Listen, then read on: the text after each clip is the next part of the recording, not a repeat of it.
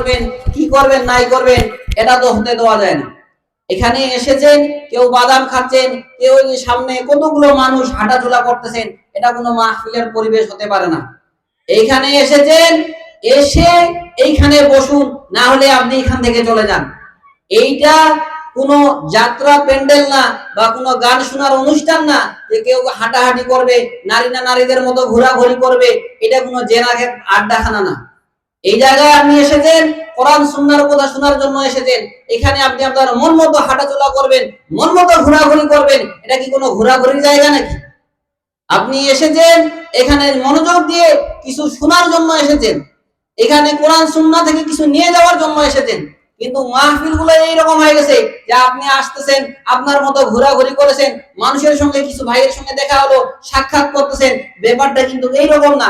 আপনি আপনার মতো এসে বাদাম খাবেন, এই জন্য কি আজকে তাফসীরুল কোরআন মাহফিল? এই জন্য নাকি? আপনি কি জন্য এসেছেন এখানে? মাহফিলের পরিবেশ আপনি নষ্ট করতে এসেছেন।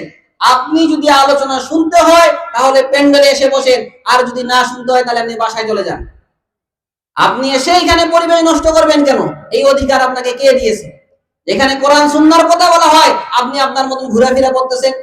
অথচ রাসূল সাল্লাল্লাহু আলাইহি সাল্লাম বলেছেন যে এখানে আল্লাহর পক্ষ থেকে রহমত বর্ষিত হয়।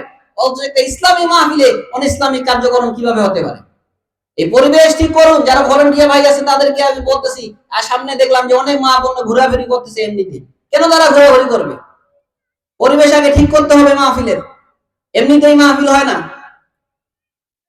সম্মানিত উপস্থিতি, আমি আমার আলোচনার দিকে যাব, যেহেতু সময় খুব বেশি না। আজকে আমার যে আলোচনার বিষয় হচ্ছে সেটা হচ্ছে নারীদের জাহান্নামে যাওয়ার কারণ। এই সম্পর্কে আজকে আমাকে আলোচনা করা হয়েছে।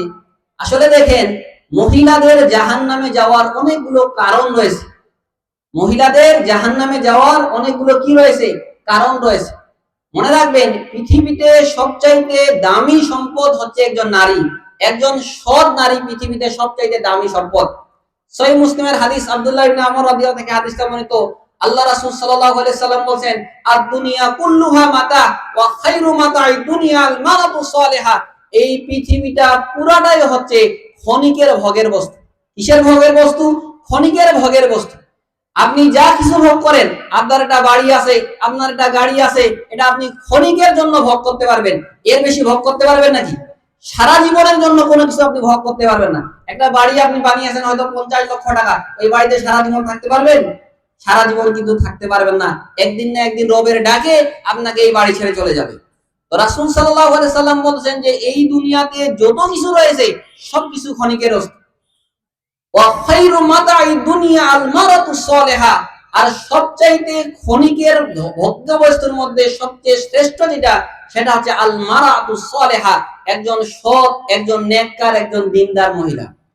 আপনার যদি একজন দিনদার স্ত্রী পান, তাহলে মনে করবেন যে আপনি একজন সবচাইতে উৎকৃষ্ট ভোগ্য বস্তু পেয়ে গেছেন।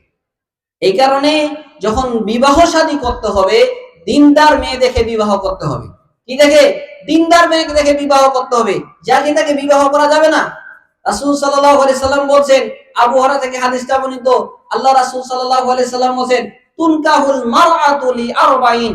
পুরুষেরা সাধারণত বিবাহ শাদী করে চারটি গুণ দেখে। কয়টি গুণ দেখে? চারটি গুণ দেখে। এখানে আসেন, হ্যাঁ না একটু কিছু বলবেন। কয়টি গুণ দেখে বিবাহ করে? চারটি গুণ দেখে বলে বিবাহ করে। এক নম্বরে আল্লাহ রাসূল সাল্লাল্লাহু আলাইহি সাল্লাম বলেন, লিমালেহা, মান সম্পদ দেখে। অনেকে দেখে না যে আমি বিবাহ করতেছি, যেই বাড়িটা দেখতেছে আমার শ্বশুরের সম্পদ আছে কিনা, ধন সম্পদ আছে কিনা। তো রাসূল সাল্লাল্লাহু আলাইহি সাল্লাম বলেন যে পুরুষেরা ফিতরাত সাধারণত তারা এটা দেখে।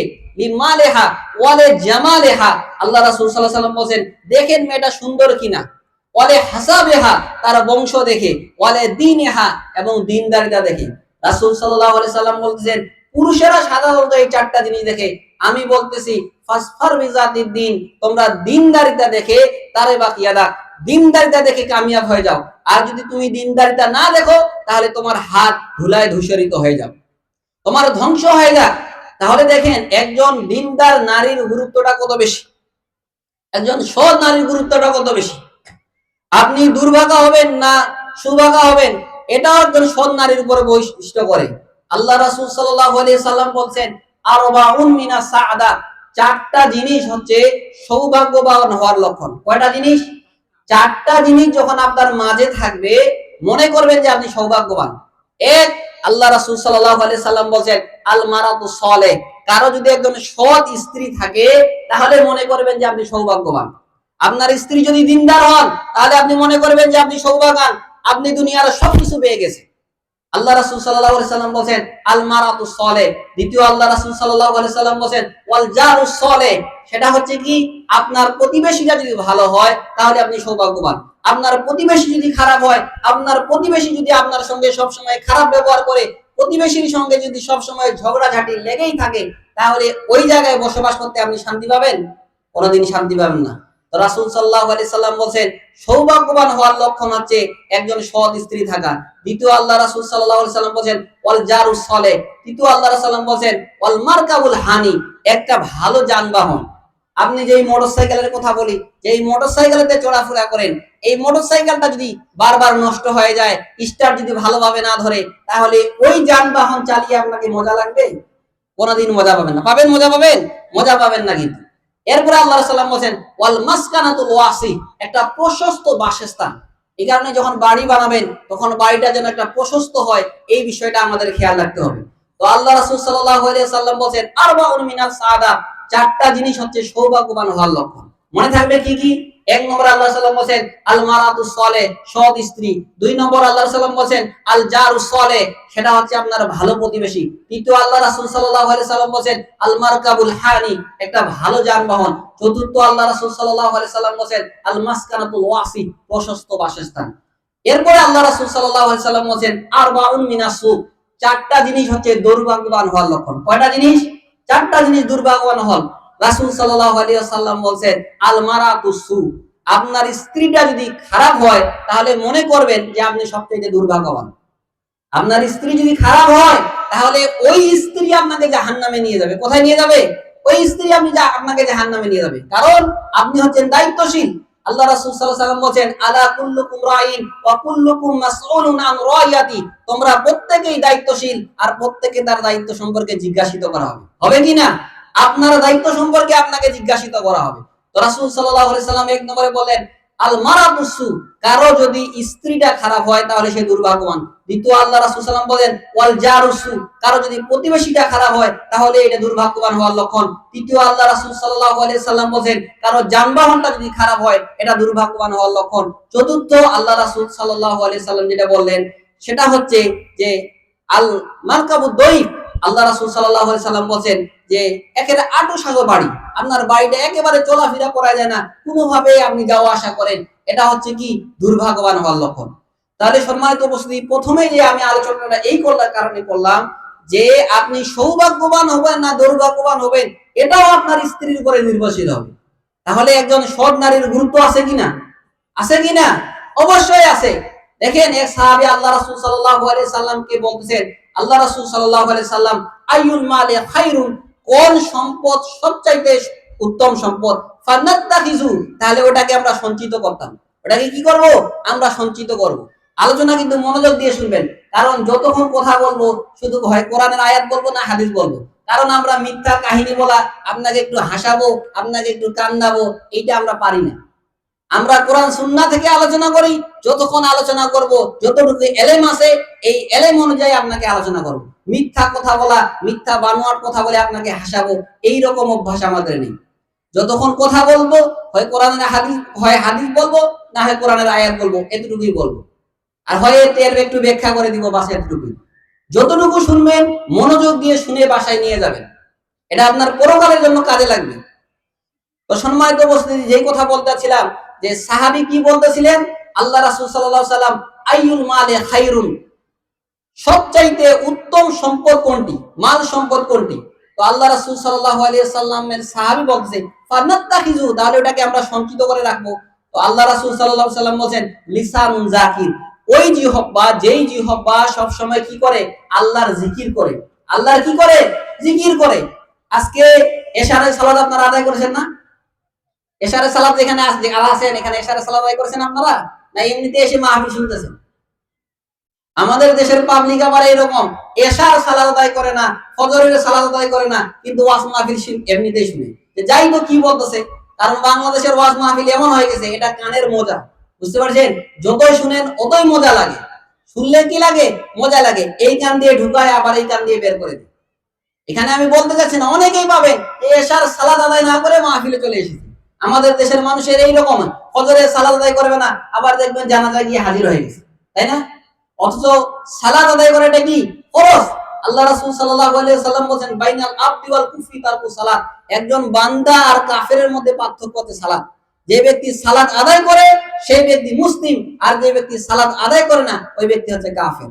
আল্লাহ রাসূল বলেন, আল আহাদুল্লাযী বাইনানা ওয়া বাইনাহুমুস সালাত ফামান তারাকাহা ফাকাদ কাফারা। রাসূল সাল্লাল্লাহু আলাইহি ওয়াসাল্লাম বলেন, আমার মাঝে আর কাফেরের মাঝে পার্থক্য হচ্ছে সালাত। কি পার্থক্য? সালাত। যে ব্যক্তি সালাত আদায় করবে সেই ব্যক্তি মুসলিম, আর যে ব্যক্তি সালাত আদায় করবে না ওই ব্যক্তি কাফের। সাহাবারা যারা সালাত আদায় করতেন না এদেরকে কাফের মনে করতেন।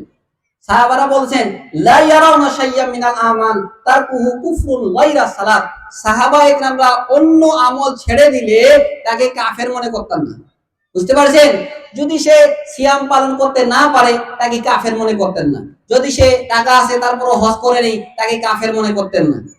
আরো অন্যান্য যাকাত দেয় না তাকে কাফের মনে করতেন না। কিন্তু যদি সালাত ছেড়ে দিতেন তাহলে তাকে কাফের মনে করতেন।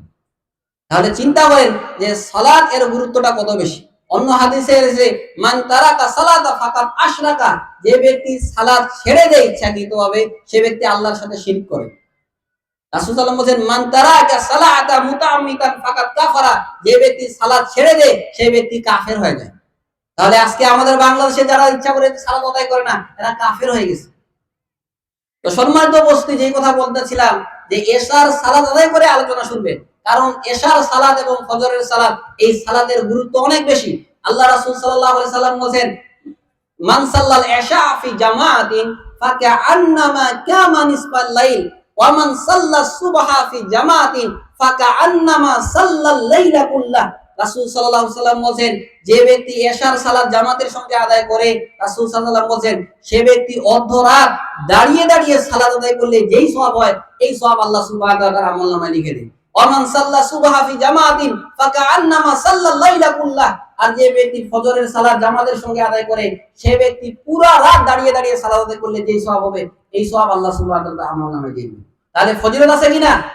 আপনি সারা বছর যদি মাহফিল শুনেন, আল্লাহ রাসূল সাল্লাল্লাহু আলাইহি সাল্লাম এই কথা বলেন নেই যে যে ব্যক্তি মাহফিল সব সময় শুনবে আল্লাহ সুবহানাহু ওয়া তাআলা তার আমলনামায় অর্ধরাত দাঁড়িয়ে দাঁড়িয়ে সালাত আদায় করার সওয়াব দিয়ে দিবেন। এরকম কোনো হাদিস আছে নাকি?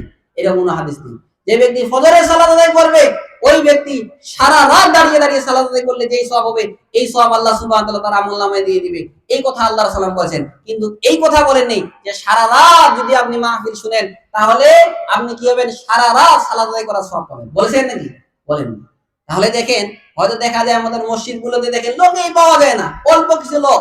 আবার মাহফিলে দেখে যেগুলো বড় বড় মাহফিল হাজার হাজার লাখ লাখ মানুষ হয়, লক্ষ লক্ষ মানুষ হয়, আবার মসজিদে লক্ষ লক্ষ লোক যায় না। তাহলে তারা কারা আলোচনা শুনতে আসে? তো সেই যে কথা বলতেছিলাম সম্মানিত উপস্থিতি, যে দেখেন রাসূল সাল্লাল্লাহু আলাইহি সাল্লামের সাহাবী বলতেছেন যে কোন জিনিস সবচেয়ে সঞ্চিত সম্পদ, সবচেয়ে উত্তম সম্পদ যেটাকে আমরা সঞ্চিত করে রাখবো। আপনি টাকা পয়সা সঞ্চিত করে রাখেন না? তো রাসূলের সাহাবী বলতেছেন যে সবচেয়ে উত্তম জিনিস কোনটা যেটাকে আমরা সঞ্চিত করে রাখবো? রাসূল সাল্লাল্লাহু আলাইহি সাল্লাম বলেন, লিসানুন যাকির। ওই জিহ্বা, যেই জিহ্বা আল্লাহর জিকির করে, যে জিহ্বা বলে সুবহানাল্লাহ, আলহামদুলিল্লাহ, আল্লাহু আকবার, লা ইলাহা ইল্লাল্লাহ, এই জিহ্বাটা হচ্ছে কি সবচেয়ে সঞ্চিত সম্পদ। এটা হচ্ছে আপনার সঞ্চিত সম্পদ। আপনি আল্লাহকে ডাকবেন, এটাই আপনার জন্য সঞ্চিত সম্পদ। দেখেন আল্লাহ রাসূল সাল্লাল্লাহু আলাইহি ওয়াসাল্লাম বলেছেন, মা মিন সাআতিন তামুরু বিইবনি আদামা লাম ইয়াযকুরুল্লাহ ফিহা ইল্লা হাসসারা আলাইহা ইয়াউমাল কিয়ামাহ। আদম সন্তানের যেই সময়টায় অতিবাহিত করে এই সময়টা সে যদি আল্লাহকে স্মরণ না করে, ইল্লা হাসসারা আলাইহা ইয়াউমাল কিয়ামাহ, কিয়ামতের দিন সে এই সময়ের জন্য আফসোস করবে। বলবে, হায় আফসোস, আমার কত সময় চলে গেছে, আমি বাংলাদেশ ক্রিকেট খেলা দেখে দেখে কাটিয়ে দিয়েছি। আমার কত সময় গিয়েছে, আমি ফুটবল খেলা দেখে দেখে আমি খাড়িয়ে খাড়িয়ে দাঁড়িয়ে দাঁড়িয়ে কাটিয়ে দিয়েছি। এই জন্য সে আফসোস করে। কি বুঝলেন? আপনার কত সময় যায় না, আপনি ঘন্টা কি ঘন্টা বসে বসে আপনি সিনেমা দেখেন, দেখেন না? রাতের বেলা বসে বসে আপনি স্টার জলসার যতগুলো নাটক রয়েছে শুরু করে দিয়েছেন। 8:30 থেকে শুরু করে রাত 12টা 1টা পর্যন্ত আপনি নাটকেই দেখতেছেন। তো এই যে নাটকগুলো দেখতেছেন, আপনি দেখতেছেন, আপনার স্ত্রী দেখতেছেন, এই যে সময়টা আপনার অতিবাহিত হচ্ছে না, কিয়ামতের দিন এই সময়ের জন্য আপনি আল্লাহর কাছে আফসোস করবেন, হায় আফসোস আমি যদি এই সময়টা আল্লাহর জিকির আজগারে কাটিয়ে দিতাম। আফসোস করবেন কিনা? মনে রাখবেন যে এই দুনিয়াটা হচ্ছে ক্ষণিকের জায়গা। আপনি এসেছেন, সময় শেষ হয়ে গেলে আল্লাহর ডাকে আপনাকে আবার চলে যাইতে হবে। তো আল্লাহ রাসূল সাল্লাল্লাহু আলাইহি সাল্লাম বলেন, আদম সন্তানের যেই সময়টায় বের হয়, এই সময়টা সে আল্লাহর যদি জিকির আজগার না করে, এর জন্য তাকে আফসোস করতে হবে। এই কারণে সব সময় চেষ্টা করবেন যে আপনি নিজের জিহ্বাকে সুবহানাল্লাহ, আলহামদুলিল্লাহ, আল্লাহু আকবার, লা ইলাহা ইল্লাল্লাহ এইসব জিকির আজগারে নিজের জিহ্বাকে সিক্ত রাখবেন। তাহলে আপনি যখন মারা যাবেন তখন আপনার জবান দিয়ে লা ইলাহা ইল্লাল্লাহ বের হবে। আল্লাহ রাসূল সাল্লাল্লাহু আলাইহি সাল্লাম যে বলেছেন যে মান ক্বালা আখিরু কালামি লা ইলাহা ইল্লাল্লাহ দাখালাল জান্নাহ, যার শেষ কথা হবে লা ইলাহা ইল্লাল্লাহ দাখালাল জান্নাহ, ওই ব্যক্তি জান্নাতে যাবে। আপনি এমনিতেই শুধু লা ইলাহা ইল্লাল্লাহ বের হয়ে যাবে না, আপনাকে আমল করতে হবে। আমল করতে হবে কিনা? আপনি যখন সব সময় সুবহানাল্লাহ বলবেন, আলহামদুলিল্লাহ বলবেন, যে কোনো সময় মালাকুল মউত আপনার কাছে চলে আসতে পারে কিনা? আমি এখন আলোচনা করতেছি, এই সময় তো আমি মারা যাইতে পারি কিনা? পারি কিনা? আপনি বসে আছেন, এই সময় আপনি মারা যাইতে পারেন কিনা? তো আল্লাহ রাসূল সাল্লাল্লাহু আলাইহি সাল্লাম বলতেছেন যে তোমার সময়টাকে তুমি জিকির আজগারে নিযুক্ত রাখো, তাহলে এটা হবে তোমার সঞ্চিত সম্পদ। আপনি ফজরের সালাত আদায় করলেন, সালাম ফিরানো হলো, আসসালামু আলাইকুম ওয়া রাহমাতুল্লাহ, আসসালামু আলাইকুম ওয়া রাহমাতুল্লাহ, আপনি চাট করে উঠে চলে গেলেন। এরপর যে তাসবিহ তাহলিল গুলো আছে আপনি কখন পাঠ করবেন বলেন?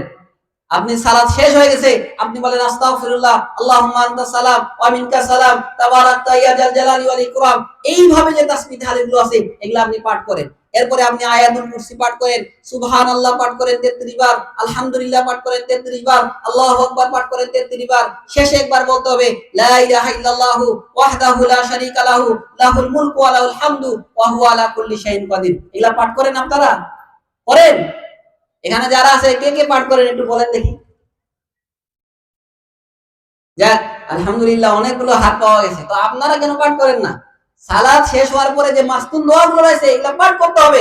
আল্লাহ রাসূলুল্লাহ বলেন, কেউ যদি ফরজ সালাতের পরে সুবহানাল্লাহ 33 বার, আলহামদুলিল্লাহ 33 বার, আল্লাহু আকবার 33 বার, শেষে একবার লা ইলাহা ইল্লাল্লাহু ওয়াহদাহু লা শারীকা লাহু লাহুল মুলকু ওয়া লাহুল হামদু ওয়া হুয়া আলা কুল্লি শাইইন কাদির, এটা পাঠ করে তাহলে তার সমুদ্রের ফেনা সমপরিমাণ যদি গুনাহ থাকে আল্লাহ সুবহানাল্লাহ তাকে ক্ষমা করে দিবেন।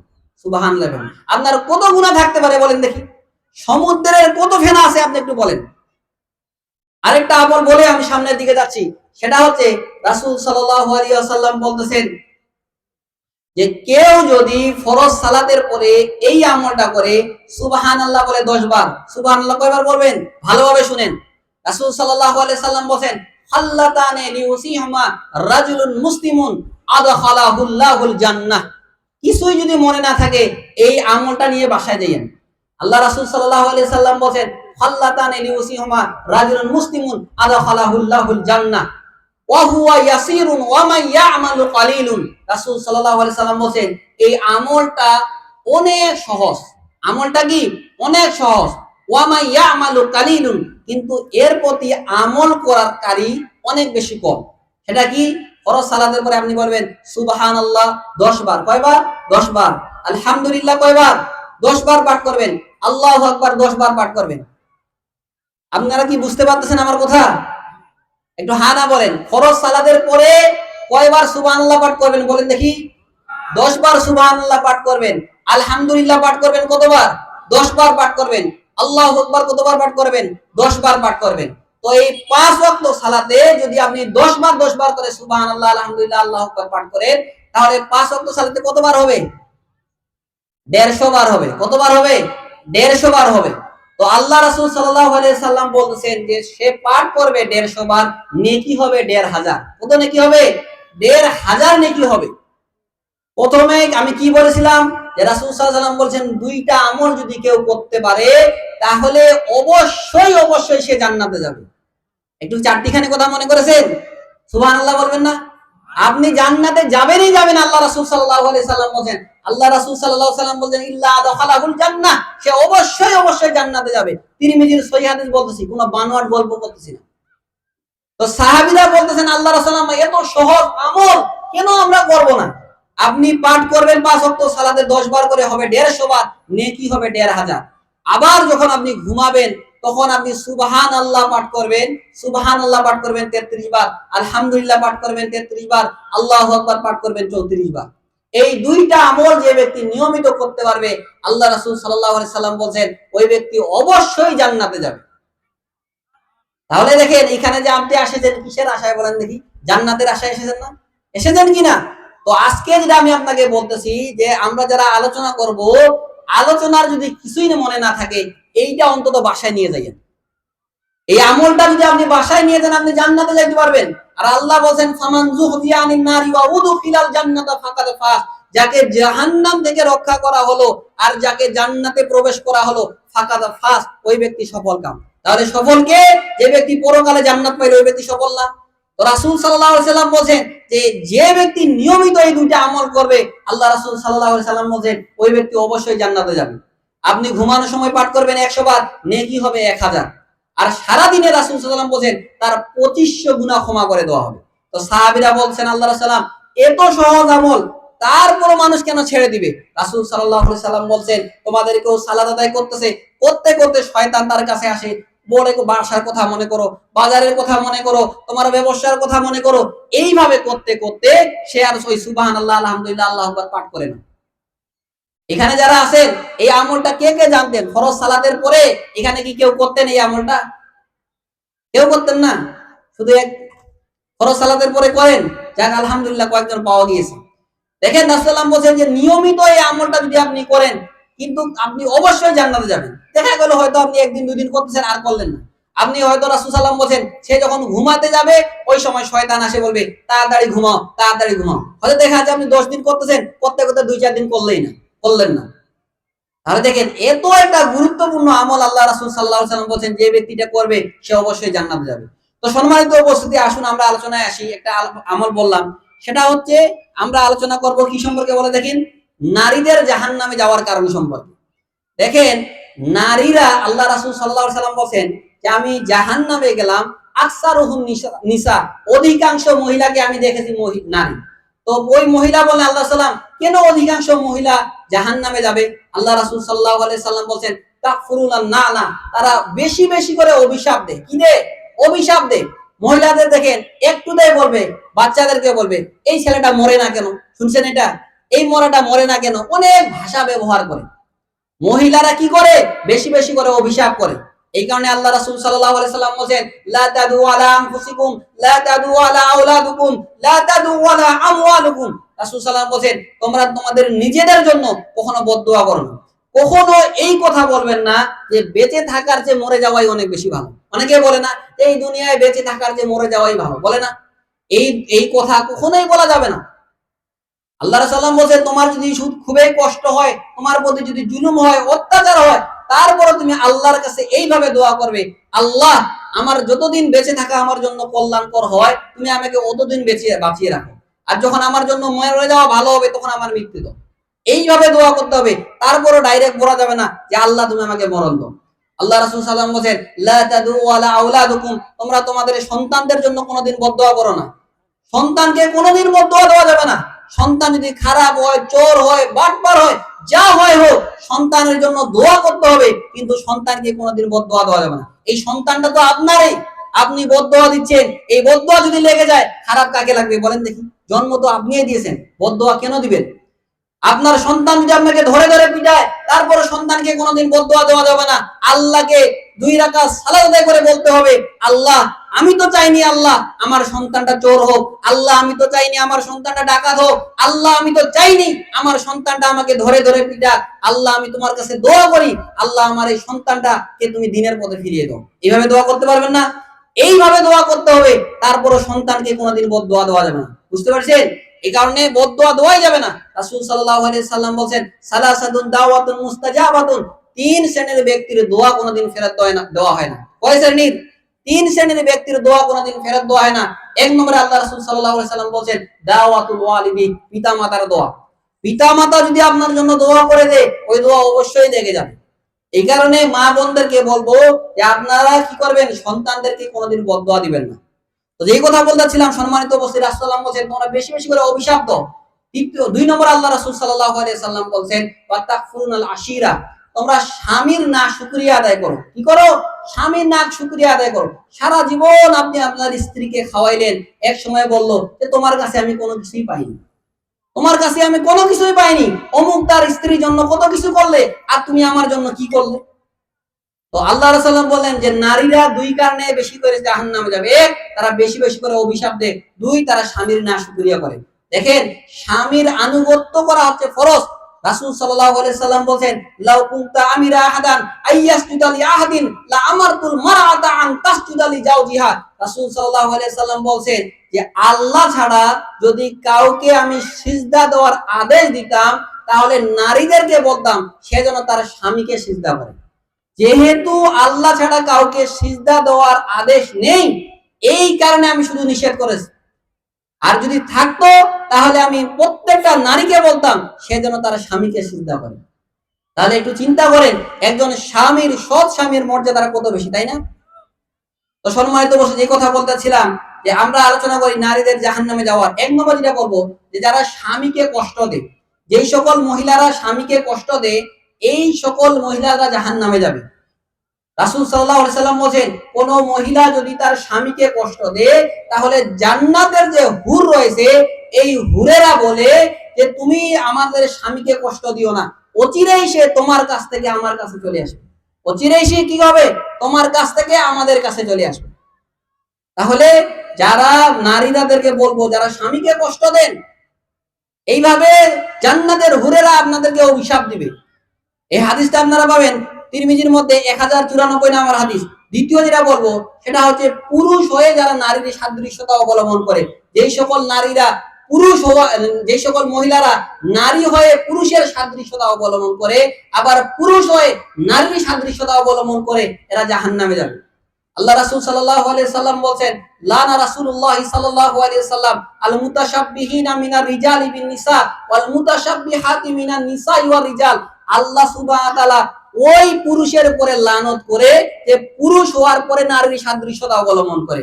আবার ওই নারীর উপরে লানত করেছে রাসূল সাল্লাল্লাহু আলাইহি সাল্লাম যে ব্যক্তি মহিলা হওয়ার পরে পুরুষের সাদৃশ্যতা অবলম্বন করে।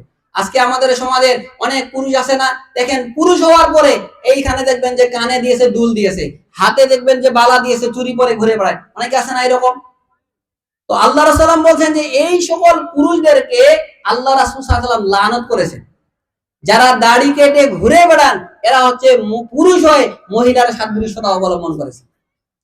যারা দাড়ি কাটেন, দাড়ি কাটা হারাম, মনে রাখবেন, দাড়ি রাখা হচ্ছে ফরজ।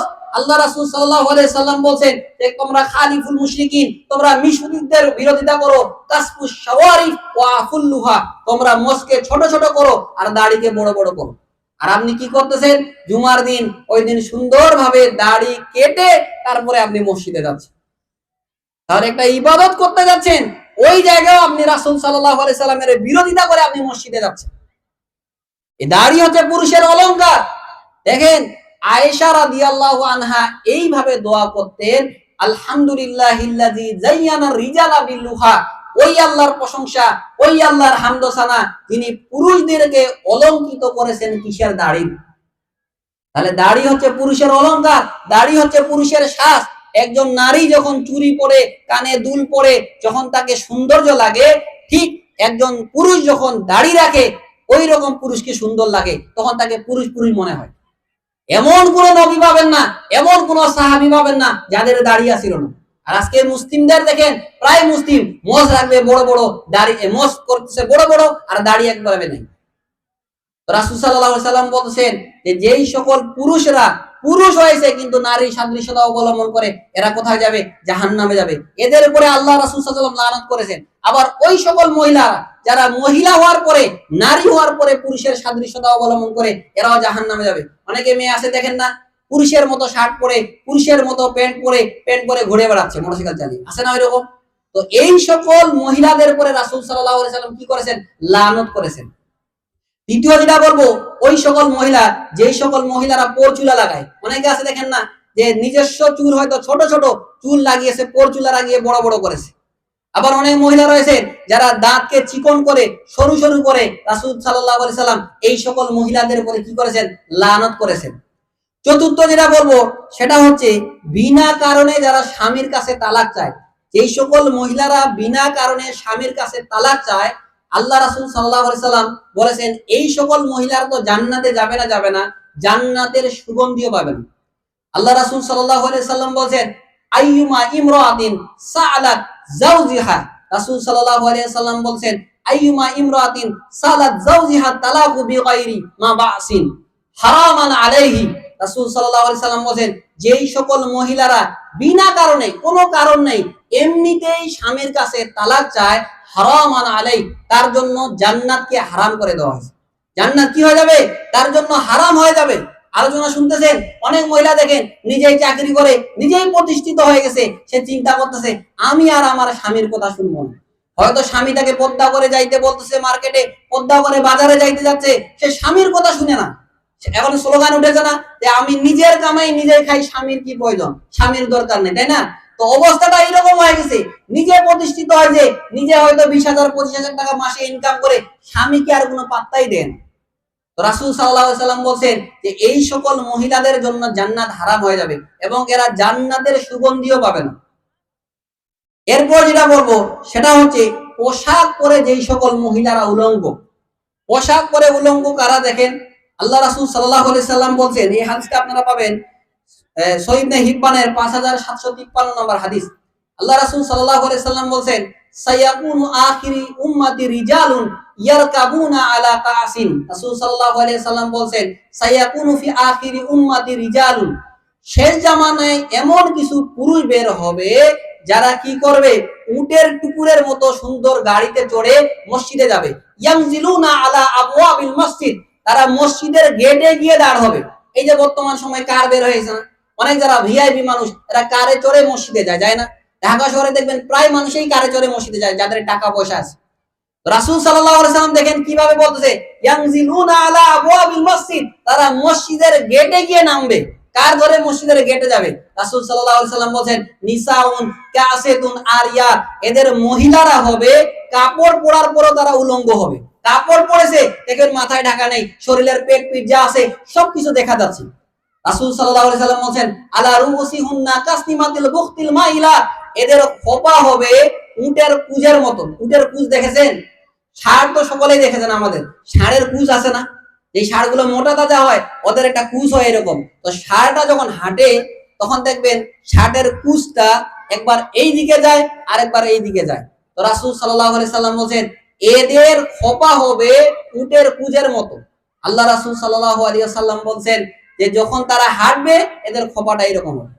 রুসিহুন্না কাসনিমাতিল বুখতিল ইজা, রাসূল সাল্লাল্লাহু আলাইহি সাল্লাম বলেন এলানুহুন্না ফা ইন্নাহুন্না মা'লুনাত, তোমরা যখন ওই সকল মহিলাকে দেখবে তোমরা বলবে এলানুহুন্না, তোমার প্রতি অভিশাপ, তুমি একজন মালাউন মহিলা। তাহলে যেই সকল মহিলারা রাস্তাঘাটে এইভাবে ঘুরে বেড়ায় তাদেরকে আপনাদেরকে কি বলতে হবে বলেন দেখি, কি বলতে হবে?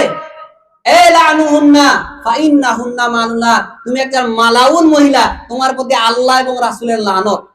তাহলে আজকে এই মাহফিলে যতগুলো মহিলা এইভাবে ঘুরে বেড়াচ্ছে এদের কি স্বামী নাই? এদের কি স্বামী নাই যে এইভাবে তারা ঘুরে বেড়াচ্ছে? তার স্বামী তাদের মারা গিয়েছে, কেন আজকে তারা এইভাবে বেহায়ার মতন আসলো? আপনাদের উচিত ছিল যারাই এসেছেন ওই সকল মহিলাদেরকে লানত দেওয়া, এলানুহুন্না ফা ইন্নাহুন্না মা'লুনাত, তুমি একটা মালাউন মহিলা। এটা আমি বলিনি, এটা রাসূল সাল্লাল্লাহু আলাইহি সাল্লাম বলেন যেই সকল বেহায়া মহিলারা মাথায় কাপড় দিবে না তাদেরকে প্রত্যেকে আজকে থেকে অভিশাপ দিবেন। আজকে এই মাহফিলে শুনে গেলেন না? আপনি দেখলেই বলবেন এলানুহুন্না ফা ইন্নাহুন্না মা'লুনাত, তোমার প্রতি আল্লাহর লানত, তোমার প্রতি রাসূল সাল্লাল্লাহু আলাইহি সাল্লামের লানত। আরেকটা হাদিস দেখেন, সহিহ মুসলিমের হাদিস, রাসূল সাল্লাল্লাহু আলাইহি সাল্লাম বলেন সিনফানে মিন আহলিন নার লাম আরাহুমা কওমুন, শেষ জামানায় দুই শ্রেণীর লোক আছে যারা জাহান্নামে যাবে, যাদেরকে আমি দেখিনি।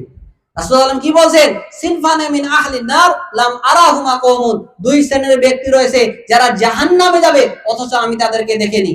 এক নম্বরে আল্লাহ রাসূল সাল্লাল্লাহু আলাইহি সাল্লাম বলেন সিয়াতুন কাআজনাবিল বাকারা ইয়াদরুবুনা বিহান নাস, রাসূল সাল্লাল্লাহু আলাইহি সাল্লাম বলেন শেষ জামানায় এমন কিছু লোক আসবে যাদের হাতে গরুর লেজের মতো লাঠি থাকবে। যাদের হাতে কি থাকবে? গরুর লেজের মতো লাঠি থাকবে। সিয়াতুন কাআজনাবিল বাকারে, বাকার মানে হচ্ছে গরু, যাদের হাতে গরুর লেজের মতো লাঠি থাকবে এবং এই লাঠি দ্বারা তারে মানুষে কি করবে? পিটাবে। আজকে দেখেন না আমাদের দেশের কত লোক আছে, কত দেখে যারা বিশ্ববিদ্যালয়ে পড়ালেখা করে, এরা পড়ালেখা করতে গেছে না মারামারি করতে গেছে আল্লাহ ভালো জানে। একজন আরেকজনকে পিটিয়ে পিটিয়ে মারতেছে। রাসূল সাল্লাল্লাহু আলাইহি সাল্লাম বলছেন যে শেষ জামানায় এইরকম লোক আসবে যাদের হাতে গরুর লেজের মতো লাঠি থাকবে, আর এরা মানুষকে অন্যায়ভাবে জুলুম করবে, অত্যাচার করবে। 2 নম্বর আল্লাহ রাসূল সাল্লাল্লাহু আলাইহি সাল্লাম বলছেন যে ওই সকল মহিলা, নিসাউন মহিলা, কাসেতুন কাপড় পরে থাকবে, আরেতুন উলঙ্গ, মুমিলাতুন মাইলা, রুউসিহুন্না কাসতিমাতুল বুখতিল মাইলা, ওয়ালা ইয়াজনা রিহা ফা ইন্না রিহা লা ইউজাদু মিন মাসিরাতি কাদা ওয়া কাদা। রাসূল সাল্লাল্লাহু আলাইহি সাল্লাম বলেন এমন মহিলারা আসবে যারা কাপড় পরার পরে উলঙ্গ হবে। এরা কি করবে? নিজেরা পুরুষের দিকে আকৃষ্ট হবে, আবার পুরুষদেরকেও তাদের দিকে আকৃষ্ট করবে। রাসূল সাল্লাল্লাহু আলাইহি সাল্লাম বলেন লা ইয়াদখুলুনাল জান্নাহ, এরা জান্নাতে যাবে না। ওয়ালা ইয়াজদিনা রিহাহা ফা ইন্না রিহাহা লা ইউজাদু মিন মাসিরাতি কাদা ওয়া কাদা। রাসূল সাল্লাল্লাহু আলাইহি সাল্লাম বলেন এরা তো জান্নাতে যাবে না, যাবে না, এরা তো জান্নাতে যাবে না, যাবে না, এরা জান্নাতে যাবে না, যাবে না, এরা জান্নাতের সুগন্ধিও পাবে না। তাহলে আপনার স্ত্রীটা বাহাদুর বাজারে যায়, হয়তো দেখা গেছে সকাল 8টা-10টার সময় বাহাদুর বাজারে যায়, আসতেছে বিকাল 3টার সময়। কত পুরুষ যে তাকে ধাক্কা মারতেছে, কত কি করতেছে, আপনার একটু লজ্জা হয় না? আপনার একটু সময় শরম হয় না? আপনি হাজী সাহেব মানুষ, হজ আপনি যতবারই করেন, আপনার স্ত্রী যদি বেহায়ার মতন ঘুরে বেড়ায়, আপনি জান্নাতে যাইতে পারবেন না, আপনি হবেন দায়ুস। রাসূল সাল্লাল্লাহু আলাইহি সাল্লাম বলেন সালাসাতুল লা ইয়াদখুলুল জান্নাতা আবাদা, 3 শ্রেণীর ব্যক্তি কোনোদিন জান্নাতে যাবে না। এক, দায়ুস। দায়ুসকে আল্লাযী ইয়াকুরু ফি আহাদিল খাবাসা, ওই ব্যক্তি যে ব্যক্তি তার পরিবারের মধ্যে বেহায়ার কোনো সুযোগ রেখেছে। যাদের স্ত্রীরা অর্ধ উলঙ্গ হয়ে মার্কেটে যায়, যাদের মেয়েরা স্কুলে যায়, কলেজে যায় অর্ধ উলঙ্গ হয়ে, এরা হচ্ছে দায়ুস। হাজী সাহেব সুন্দরভাবে হজ করে এসেছে, মাথায় টুপি, আর পিছনে তার অর্ধ উলঙ্গ মেয়েকে নিয়ে, অর্ধ উলঙ্গ বউকে নিয়ে যাচ্ছে বাজারে। এদের কি তাহলে লজ্জা শরম বলতে কোনো কিছু আছে? একটু বলেন দেখি। দেখেন, আপনার তো লজ্জা নাই, আপনার স্ত্রীর লজ্জা নাই। রাসূল সাল্লাল্লাহু আলাইহি ওয়াসাল্লাম বলেন আল হায়াউ মিনাল ঈমান ওয়াল ঈমান ফিল জান্নাহ, লজ্জাই হচ্ছে ঈমান, আর ঈমানের বিনিময় হচ্ছে জান্নাত। রাসূল সাল্লাল্লাহু আলাইহি ওয়াসাল্লাম বলেন আল হায়াউ ওয়াল ঈমানু কারনা ফি জামিয়া ফাইজা রুফিয়া আহাদুহুমা রুফিয়াল আখার, লজ্জা আর ঈমান দুইটা এইভাবে একসঙ্গে জোড়া লেগে থাকে। একটা যখন উঠে যায় তখন আরেকটা এমনিতেই উঠে যায়। তাহলে আপনার স্ত্রীটা বাজারে এইভাবে যাচ্ছে বেহায়ার মতো, তার লজ্জাও নেই, তার শরমও নেই। আল্লাহ রাসূল বলছে তার ঈমানও নেই। আল্লাহ রাসূল কি বলেন? আল হায়া ওয়াল ঈমানু কারনা ফি জামিয়া, লজ্জা আর ঈমান দুইটা এইভাবে জোড়া লেগে থাকে। ফাইজা রুফিয়া আহাদুহুমা রুফিয়াল আখার, একটা যখন উঠে যায় তখন আরেকটা এমনিতেই উঠে যায়। তাহলে আপনার স্ত্রী, আপনার মেয়ে বেহায়ার মতন ঘুরে যায়, ঘুরে বেড়ায়, মানে তার ঈমান নেই, তার ঈমানই নেই। কেন নেই? আল্লাহ রাসূল বলেন একজন চোর যখন চুরি করে তার ঈমান থাকে না, একজন ডাকাত যখন ডাকাতি করে তার মধ্যে ঈমান থাকে না। তো আপনার স্ত্রীটা যখন বেহায়ার মতো ঘুরে বেড়ায়, তার মধ্যে ঈমান নেই। আল্লাহ রাসূল সাল্লাল্লাহু আলাইহি সাল্লাম বলেন ওর যদি লজ্জা থাকতো, শরম থাকতো, তাহলে এইভাবে কেন ঘুরে বেড়াইতো? আর আপনারও যদি লজ্জা থাকতো, শরম থাকতো, তাহলে আপনার স্ত্রী এইভাবে বেহায়ার মতো ঘুরে বেড়াইতে পারতো না। শরীরের মধ্যে একটু রক্ত ঢুকান, শরীরে তো সব বুঝ হয়ে গেছে। আপনি মুসলমান, আপনার বাপ মুসলমান, আপনার দাদা মুসলমান, আপনার 14 গোষ্ঠী মুসলমান, তারপরও আপনার স্ত্রী বেহায়ার মতন বাজারে কেন ঘুরে বেড়ায়? কেন ঘুরে বেড়াবে আপনার স্ত্রী বেহায়ার মতন বাজারে? কেন ঘুরে বেড়াবে?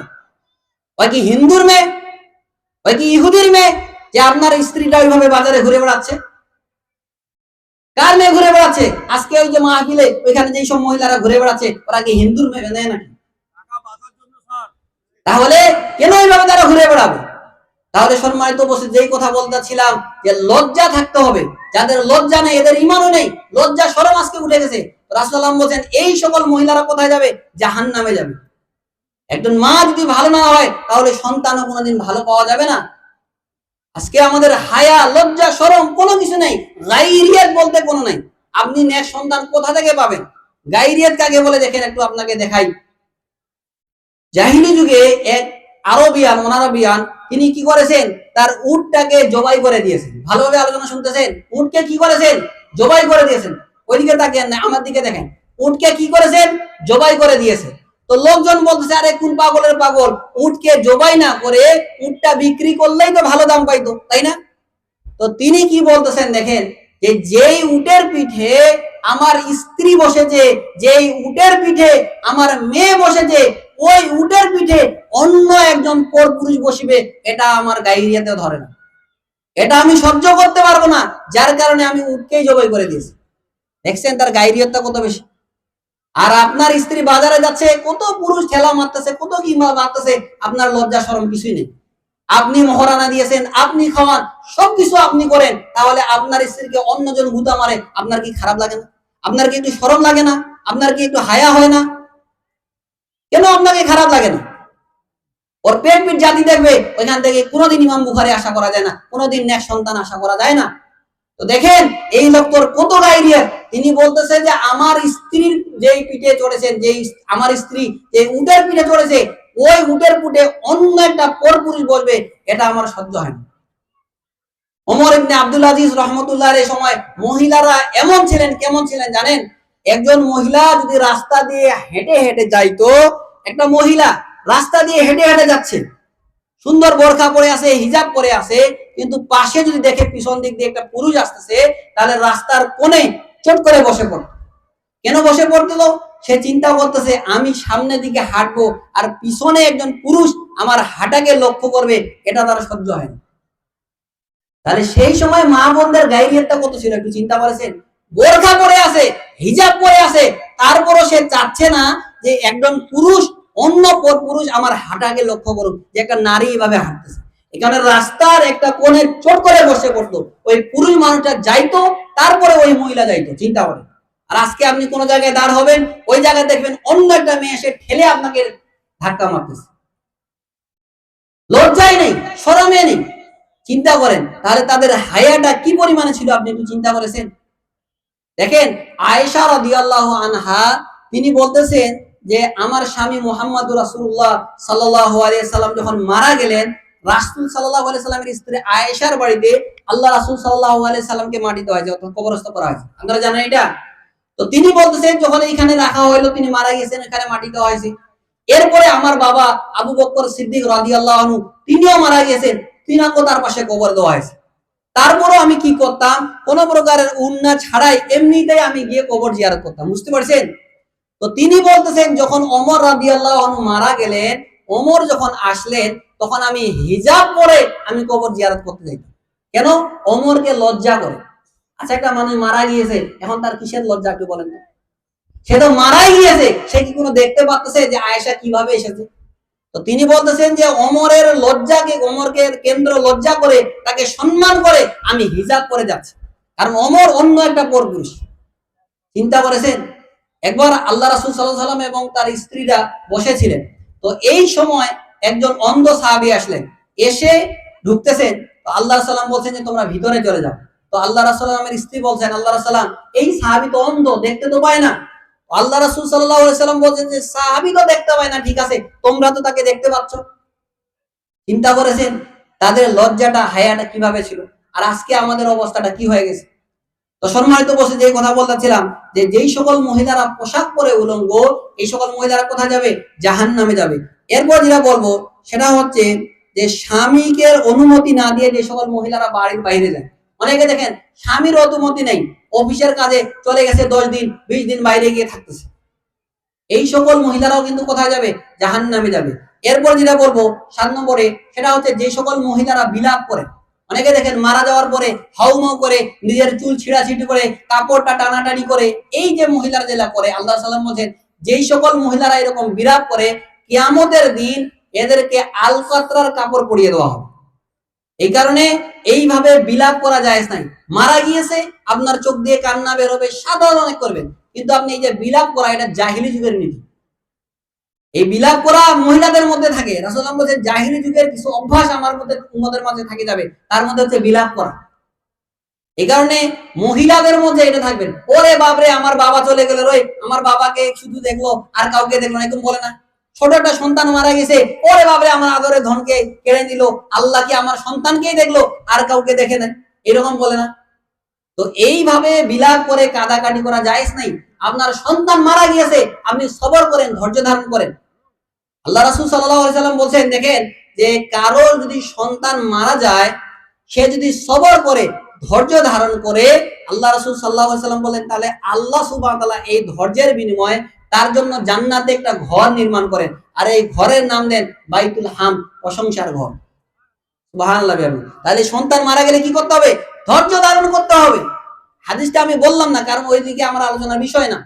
তো সম্মানিত উপস্থিতি, যেই কথা বলতেছিলাম যে যখন আপনার সন্তান মারা গেছে এই সময় আপনি বিলাপ না করে, আপনার স্বামী মারা গেছে বিলাপ না করে আপনি ধৈর্য ধারণ করেন। আপনি বলেন ইন্না লিল্লাহি ওয়া ইন্না ইলাইহি রাজিউন, এইভাবে আপনি বলেন। আপনি বলেন আল্লাহুম্মা আজরিনি ফি মুসিবাতি ওয়াখলুফনি খায়রাম মিনহা, এইভাবে দোয়া করতে হবে, ধৈর্য ধারণ করতে হবে। কারণ আস-সাবরু ইনদা সাদমাতিল উলা, রাসূল সাল্লাল্লাহু আলাইহি সাল্লাম বলেন বিপদের শুরুর দিকেই ধৈর্য ধারণ করা হচ্ছে প্রকৃত ধৈর্য। বিপদ হয়ে গেছে, একটা বিপদ হচ্ছে, আপনি হাউমাউ করে কান্দাকাটি করলেন, সব কিছু করার পরে বলেন আচ্ছা এখন ধৈর্য ধারণ করলাম, এটা ধৈর্য না, এটা সবর না। সবর কি? যখনই আপনি বিপদে পড়েছেন এই সময় আপনি ধৈর্য ধারণ করেন, এটাকে কি বলা হয়? সবর বলা হয়, ধৈর্য ধারণ করা বলা হয়। এরপর যেটা বলবো সেটা হচ্ছে যেই সকল মহিলারা স্বামীকে কি করে? রাগান্বিত করে। স্বামীকে কি করে? যারা যেই সকল মহিলারা রাগান্বিত করে এই সকল মহিলারা কোথায় যাবে? জাহান্নামে যাবে। এরপরে যেটা বলবো সেটা হচ্ছে যে স্বামীকে নিজের জন্য যেই সকল মহিলারা যথেষ্ট মনে করে না। আল্লাহ রাসূল সাল্লাল্লাহু আলাইহি সাল্লাম বলেন লা ইয়ানজুরুল্লাহু ইলা ইমরাতিন লা তাশকুরু লিজাইহা ওয়া হিয়া লা তাস্তাগনি আনহু। রাসূল সাল্লাল্লাহু আলাইহি বলেন লা ইয়ানজুরুল্লাহু ইলা ইমরাতিন, আল্লাহ সুবহানাহু ওয়া তাআলা ওই নারীর প্রতি দয়ার দৃষ্টি দেন না যেই নারী তার স্বামীর জন্য নিজেকে যথেষ্ট মনে করে। অর্থাৎ স্বামী আছে তারপরও অন্য পর পুরুষের সাথে পরকিয়া করে। অনেকে আছে না, কত মহিলা দেখেন স্বামীরা প্রবাসে থাকে, অনেক ভাইয়ের সঙ্গে আমাদের গল্প হয়, স্বামী আছে প্রবাসে, সে টাকা পয়সা পাঠায়, এইদিকে সে বাড়ি বানিয়েছে, বাড়ি বানিয়ে অন্য একটা পর পুরুষের সঙ্গে থাকতেছে। চিন্তা করতেছেন? তো রাসূল সাল্লাল্লাহু আলাইহি সাল্লাম বলেন লা ইয়ানজুরুল্লাহু ইলা ইমরাতিন লা তাশকুরু লিজাওজিহা ওয়া হিয়া লা তাস্তাগনি আনি। হয়তো দেখা যাচ্ছে স্বামী তাকে সৌদি আরব, এইদিকে দেবরের সাথে সে প্রেম করতেছে, দেবরকে বিবাহ শাদী করে নিয়েছে, তাকে যথেষ্ট মনে করে না। রাসূল সাল্লাল্লাহু আলাইহি ওয়াসাল্লাম বলেন এই সকল মহিলাদের প্রতি আল্লাহ সুবহানাহু ওয়া তাআলা কি করবেন? দয়ার দৃষ্টি দিবেন না। এই কারণে নারীদেরকে বলবো যে স্বামীকে নিজের জন্য যথেষ্ট মনে করেন, অন্য একটা পরকিয়া করতে যাইয়েন না, এটা আপনার জন্য পরকালে ভয়াবহ হবে। দেখা যাচ্ছে স্বামী তাকে সৌদি আরব, সে এইদিকে দেখেন প্রেম প্রীতি করতে আছে, করতে করতে বিবাহ শাদী করতেছে, কত ঘটনা ঘটতেছে না? স্বামী যত টাকা পাঠিয়েছে সব টাকা নিয়ে ভাগার হয়ে গেছে, সব টাকা নিয়ে চলে গেছে। এই কারণে আমি আপনাদেরকে বলবো যে একই বাড়িতে যখন আপনি থাকবেন, আপনার ভাই থাকবে, এইভাবে আপনি খোলামেলা থাকবেন, আপনার স্ত্রী খোলামেলা থাকবে, তাদেরকে খাওয়া দাওয়া দিবে, এটা জায়েজ না। রাসূল সাল্লাল্লাহু আলাইহি ওয়াসাল্লাম বলতেছেন যে তোমরা নারীদের কাছে যাওয়া থেকে বিরত থাকো, ইয়াকুমুদ দুখুল আলা নিসায়ে, তোমরা মহিলাদের কাছে যাওয়া থেকে বিরত থাকো। এক মহিলা আল্লাহ রাসূলকে বললেন, আল্লাহ রাসূল আফরাআইতাল হামওয়া, আপনি দেবর সম্পর্কে কি বলেন? আল্লাহ রাসূল সাল্লাল্লাহু আলাইহি সাল্লাম বলেন আল হামু আল মাউত, দেবর হচ্ছে তোমাদের জন্য মৃত্যু। দেবর কি? তোমাদের জন্য মরণ। একটা বাঘ আপনাকে পিটাচ্ছে, তখন আপনি কোন দৌড়াবেন? তো বাঘকে দেখুন দেখুন যেমন ভয় পান, ঠিক রাসূলুল্লাহ মহিলাদেরকে বলতেছেন যে বাঘকে দেখে যেমন তুমি ভয় পাও, ঠিক তোমার দেবরকে দেখে তোমার ওইভাবে ভয় পাইতে হবে, না জানি তোমার উপর কখন ঝাঁপিয়ে পড়ে, না জানি তোমার ইজ্জত কখন নষ্ট করে দেয়। আল্লাহ রাসূল কি বলছেন? আল হামু ওয়াল মাউত, দেবর হচ্ছে তোমাদের জন্য মৃত্যু। অথচ আপনি দেবরের সামনে মাথা খুলে ঘুরে বেড়াচ্ছেন। তাহলে সম্মানিত বসে যে কথা বলতেছিলাম যে মহিলাদের জাহান্নামে যাওয়ার কারণ হচ্ছে যে স্বামীকে কি করা? নিজের না যথেষ্ট করা। এরপর যেটা বলবো সেটা হচ্ছে পর পুরুষের সামনে সাক্ষাৎ করা। অনেক মহিলা দেখেন এমনিতেই বাড়ি থেকে বের হয়ে যে একটা পর পুরুষের সঙ্গে দাঁড়িয়ে দাঁড়িয়ে ঘন্টা কি ঘন্টা কথা বলছে। এক সাহাবী বলতেছে যে আমি যদি আমার স্ত্রীকে কখনো দেখি অন্য পর পুরুষের সঙ্গে গল্প করতেছে, তাহলে তলোয়ার দিয়ে তার কাল্লাটা আমি ছুটিয়ে দিব। আপনার স্ত্রী অন্য পর পুরুষের সঙ্গে গল্প করতেছে, আপনি কিছুই বলেন না, আপনি এমনিতে বাসায় গিয়ে ঢুকতেছেন। আপনার বন্ধুকে আপনি বাসায় নিয়ে আসতেছেন, বন্ধু নাস্তা করতেছে, আপনার স্ত্রীর সঙ্গে গল্প করতেছে, কি করতেছে নাই করতেছে আপনি কিছুই বলেন না। জেনা ব্যভিচার আমাদের সমাজে কেন হয়? এই কারণে জেনা ব্যভিচার হয়। আপনার বন্ধুর সঙ্গে আপনার স্ত্রী দেদার যে গল্প করতেছে। অথচ সাহাবী কি বলতেছেন? আমি যদি আমার স্ত্রীকে দেখি যে অন্য পুরুষের সঙ্গে গল্প করতেছে, তাহলে আমার স্ত্রীর কাল্লা আমি ছুটিয়ে দিব। চিন্তা করেছেন? তো সম্মানিত উপস্থিতি, নারীদের জাহান্নামে যাওয়ার কয়েকটা আলোচনা করলাম। এরপরে আসি যে সব শুধু নারীদের জাহান্নামে যাওয়ার কারণ বললাম, আরো কিছু কারণ দেখি। সেটা হচ্ছে স্ত্রীর প্রতি স্বামীর কি কি দায়িত্ব এবং কর্তব্য থাকে।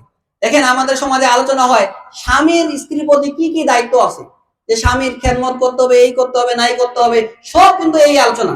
কিন্তু আপনার স্ত্রীর প্রতিও আপনার কিছু দায়িত্ব রয়েছে, কর্তব্য রয়েছে। এক নম্বর যেটা বলবো, সৎভাবে স্ত্রীদের সঙ্গে বসবাস করা, সৎভাবে কি করা? স্ত্রীর সঙ্গে বসবাস করা, ভালোভাবে বসবাস করা। দেখেন, আপনার স্ত্রী যদি আপনাকে বলে যে আপনি ভালো, তাহলে আপনি ভালো। আল্লাহ রাসূল সাল্লাল্লাহু আলাইহি ওয়াসাল্লাম বলেন, খায়রুকুম খায়রুকুম লিআহলি ওয়া আনা খায়রুকুম লিআহলি। তোমাদের মধ্যে ওই ব্যক্তি সর্বোত্তম যে ব্যক্তি তার স্ত্রীর কাছে ভালো। তার কাছে ভালো? স্ত্রীর কাছে ভালো। আপনার স্ত্রী যদি আপনাকে বলে যে এই স্বামী আমার ভালো, তাহলে আপনি ভালো। রাসূল সাল্লাল্লাহু আলাইহি ওয়াসাল্লাম কি বলেন? ওয়া আনা খায়রুকুম লিআহলি, আর আমি আমার পরিবারের কাছে ভালো।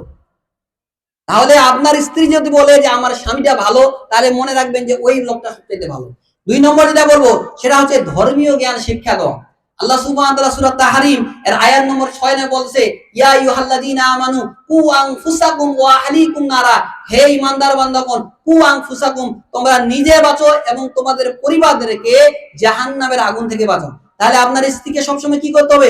ধর্মীয় জ্ঞান শিক্ষা দিতে হবে। আপনার স্ত্রী হয়তো সালাত আদায় করতে পারে না, আপনার স্ত্রীকে আপনি সালাত আদায় করান। আপনার স্ত্রী হয়তো কোরআন তেলাওয়াত করতে পারে না, কিভাবে কোরআন তেলাওয়াত শিখা যায় এই চেষ্টা আপনি করান। এটা হচ্ছে ধর্মীয় জ্ঞান শিক্ষা দেওয়া। এরপরে 3 নম্বর যেটা বলবো সেটা হচ্ছে স্ত্রীর সব ভুল না ধরা। অনেকে আছে দেখেন, একটুতেই হয়তো স্ত্রীর দেখা গেল হাত থেকে গ্লাসটা মাজতে মাজতে গ্লাসটা পড়ে গেছে, আপনি তাকে মারতে শুরু করলেন। রাসূল সাল্লাল্লাহু আলাইহি সাল্লাম বলেন, লা ইয়াকলু মুমিনুন মুমিনান ইন ক্বারিয়া মিনা খুলিকা রাদিয়া মিনহা আখা। রাসূল সাল্লাল্লাহু আলাইহি সাল্লাম বলেন, একজন পুরুষ যেন একজন নারীকে ভর্ৎসনা না করে। একজন পুরুষ একজন নারীকে যেন কি না করে? ভর্ৎসনা না করে। ইন ক্বারিয়া মিনহা খুলিকা রাদিয়া মিনহা আখা। তার হয়তো কোনো একটা জিনিস হয়তো তার খারাপ লাগে, কিন্তু কোনোটা তার কাছে ভালো লাগবে। এই কারণে হয়তো হাত থেকে পড়ে গিয়েছে, আপনি কি করলেন? আপনার স্ত্রীকে ভর্ৎসনা শুরু করলেন, বললেন যে তোর বাপের বাসায় থেকে কি গ্লাস নিয়ে এসেছিলিস।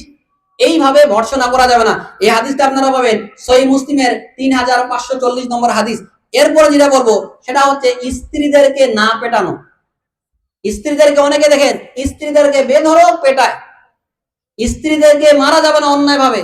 এক সাহাবী এসে আল্লাহ রাসূল সাল্লাল্লাহু আলাইহি সাল্লামকে বললেন, আল্লাহ রাসূল, মা হাক্কু যাওজাতি আহাদিনা আলাই, আমার স্ত্রীদের প্রতি আমাদের কি হক রয়েছে? আল্লাহ রাসূল বলেন, আনতুতিমা হাইজা তাইনতা ওয়া তাকসু হাইজা কাসাইতা ওয়ালা তাদরিবুল ওয়াজহা ওয়ালা তুকাব্বে ওয়ালা তাহজুর ইল্লা ফিল বাইত। রাসূল সাল্লাল্লাহু আলাইহি সাল্লাম বলেন, আনতুতিমা হাইজা তাইনতা, তুমি যে মানের খাদ্য খাওয়াবে তোমার স্ত্রীকেও খাওয়াবে। আচ্ছা, আপনি খাচ্ছেন, আপনার স্ত্রীকেও খাওয়াচ্ছেন। আপনি পোশাক পরতেছেন, আপনার স্ত্রীকেও পোশাক পরাচ্ছেন। ওয়ালা তুকাব্বে, তোমার স্ত্রীকে খারাপ ভাষা বলবেন। অনেকে আছে দেখেন স্ত্রীকে কটু ভাষায় কথা বলে, অমুকের বেটি, হেন তেন বলি, যা আছে সব ঠিকই আছে। কত মানুষ আছে না স্ত্রীদেরকে খারাপ ভাষায় গালিগালাজ করে। তো আল্লাহ রাসূল সাল্লাল্লাহু আলাইহি ওয়াসাল্লাম বলেন, ওয়ালা তুকাব্বে, তোমার স্ত্রীকে তুমি অশ্লীল ভাষায় গালিগালাজ করবে না।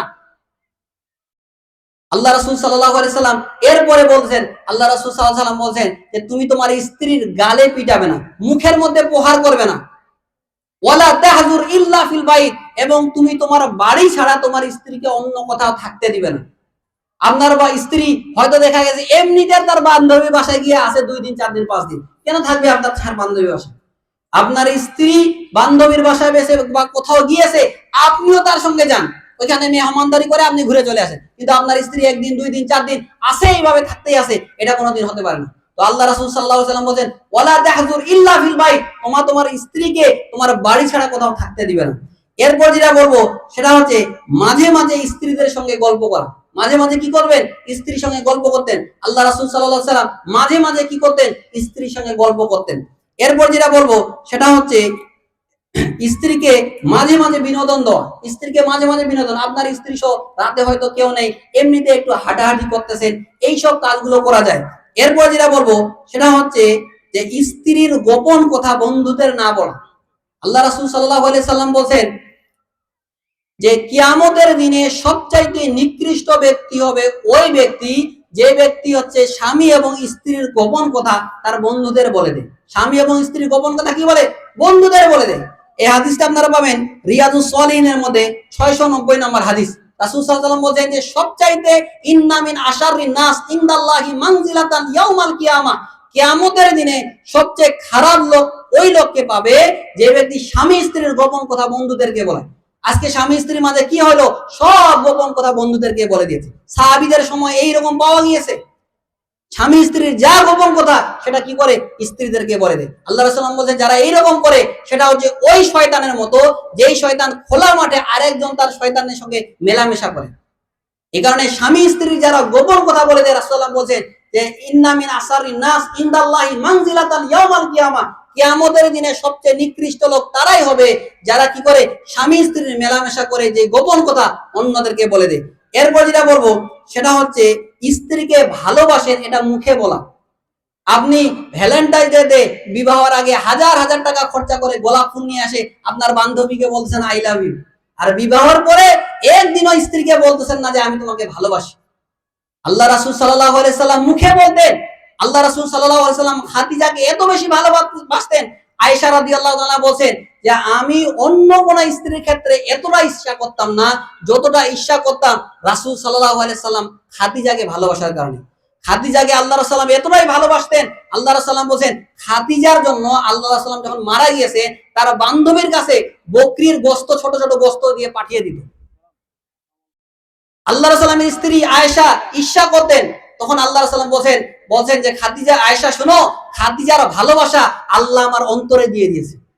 এই কারণে স্ত্রীকে ভালোবাসেন, এটা মুখে বলতে হবে। 2 নম্বর, এরপর যেটা বলবো কর্মের মাধ্যমে প্রকাশ করা। আপনি যে আপনার স্ত্রীকে ভালোবাসেন এটা কর্মের মাঝে প্রকাশ করেন। আল্লাহ রাসূল সাল্লামের স্ত্রী আয়েশা রাদিয়াল্লাহু তাআলা বলেন যে আল্লাহ রাসূল সাল্লাল্লাহু আলাইহি সাল্লাম এতটাই ভালোবাসতেন যে আমি যে গ্লাসে পানি খাচ্ছি ওই গ্লাসে আল্লাহ রাসূল সাল্লাম ওই জায়গায় মুখ লাগিয়ে পানি খেয়েছে, ওই জায়গায় মুখ লেগে আল্লাহ রাসূল সাল্লাম কি করেছেন, পানি খেয়েছেন। তখন আমি ঋতুবতী, আমি একটা হাড্ডি চাবিয়ে রেখে দিয়েছি, আল্লাহ রাসূল সাল্লাম ওই হাড্ডিটা ওই জায়গায় চাবিয়ে খেয়েছে। তাহলে কর্মের মাধ্যমে স্ত্রীকে কি করেন, ভালোবাসেন। আর আপনি যদি এখন সিগারেট খেয়ে বিড়ি খেয়ে বাসায় গিয়ে ঢুকেন, তাহলে যেই গ্লাসে আপনি পানি খাচ্ছেন আপনার স্ত্রী ওই গ্লাসে পানি খাবে? গাঁজা খেয়ে যদি ঢুকেন বাসায়, পানি খাবে ওই গ্লাসে? কোনোদিন পানি খাবে না। আল্লাহ রাসূল সাল্লাম বলছেন যে আয়েশা রাদিয়াল্লাহু বলছেন যে রাসূল সাল্লাল্লাহু আলাইহি সাল্লাম আমি যেই জায়গায় পানি খেয়েছি, যেই গ্লাসে মুখ লাগিয়ে ওই গ্লাসে মুখ লাগিয়ে আল্লাহ রাসূল সাল্লাম পানি খেয়েছে।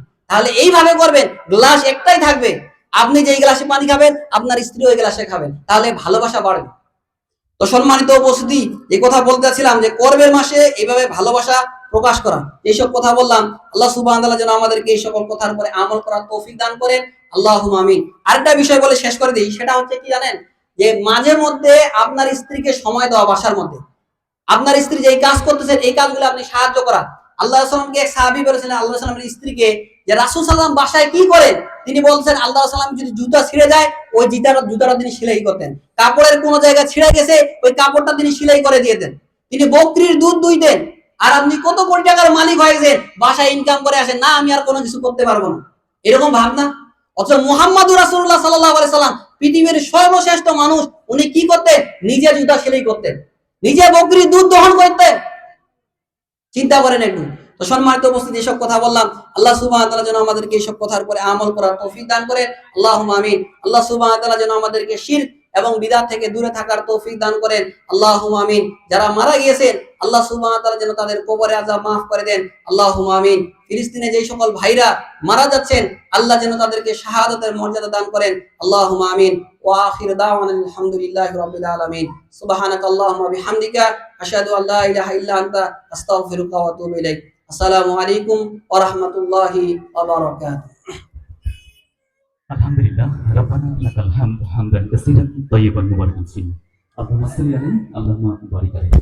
জাযাকাল্লাহু খাইরান। সম্মানিত উপস্থিতি, ছোট্ট একটা প্রশ্ন, একটু বলবেন আমার হাতে এটা কি? একটু জোরে বলবেন। আফসোসটা হচ্ছে